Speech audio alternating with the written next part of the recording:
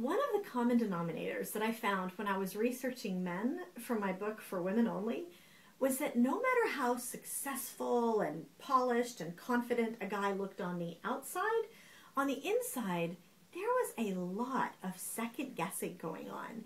They said they may feel like they want to leap tall buildings in a single bound, but not to be fooled.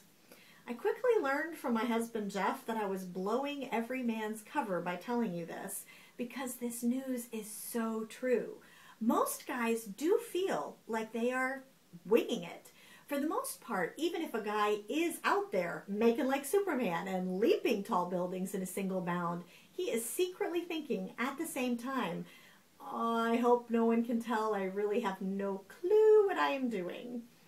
A huge number of the men that I surveyed for my books, not just for women only, but also for women only in the workplace version, said this exact thing. They try to look like they have it all together on the outside, but on the inside they feel insecure and they worry about what others think of them. We worry about that too as women, but we worry about different things. Even the most successful, well-respected leaders feel this heat and have this self-doubt about, how am I doing? 3/4 of men on my surveys said that they often feel like they are out of their league, and they are hoping and praying that it doesn't show. Most women are confident in their husband's or boyfriend's abilities, and so we think, why shouldn't he be? It doesn't make a lot of sense to us. So most of the time, they've really got us fooled into believing that they are calm and cool.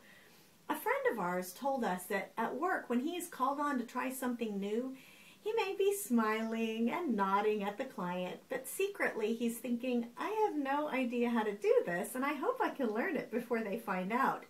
And this is an incredibly skilled man with years of research. It doesn't change just because he's very experienced. Now, interestingly, even though men secretly fear that they can't do something new and they might be found out, they still want to try it. It's a challenge. It's an adventure.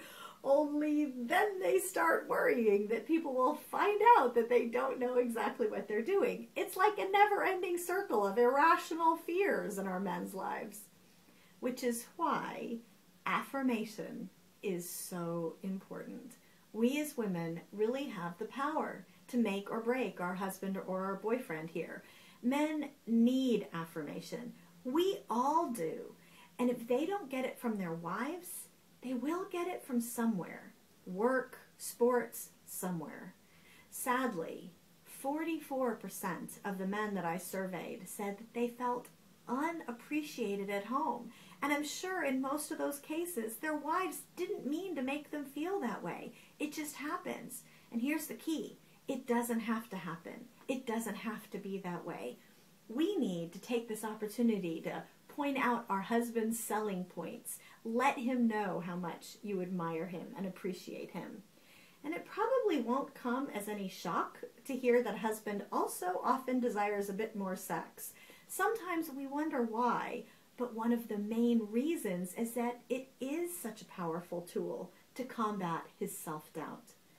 A man can feel inadequate kind of secretly in any other area of his life, but if his wife affirms him sexually and shows that she desires him, it can change his entire outlook. It is one of the most powerful and intimate ways a wife can affirm her husband. Women, if you're listening to this, I want to encourage you.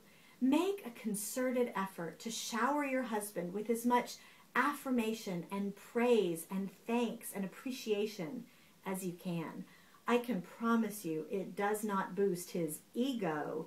It soothes a very deep self-doubt that we don't even know is there.